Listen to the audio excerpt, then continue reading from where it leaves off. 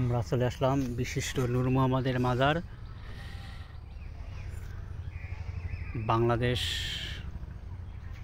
৭১ সালে যুদ্ধ করার সময় পাক সেনারা বিশিষ্ট নূর মোহাম্মদ মাজার বিশিষ্ট নূর মোহাম্মদকে পাক সেনারা আক্রমণ করে গুলি করে মেরে ফেলেছে। সেই সময় থেকে এখানেই সমাধিত করা হলো আমাদের বিশিষ্ট নূর মোহাম্মদের মাজার।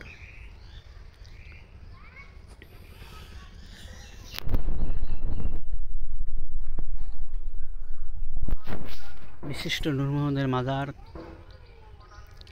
যশোর জেলা শার্শা থানা ডিহি ইউনিয়ন কাশীপুর অবস্থিত। এই বিশিষ্ট নূর মোহাম্মদের মাজার যদি আপনারা এই বিশিষ্ট নূর মোহাম্মদের মাজারে আসতে চান তাহলে যশোর জেলা আসবেন, যশোর থেকে শার্শা থানা ডিহি ইউনিয়ন, বেনাপুল শার্শা থানা ডিহি ইউনিয়নে আসলেই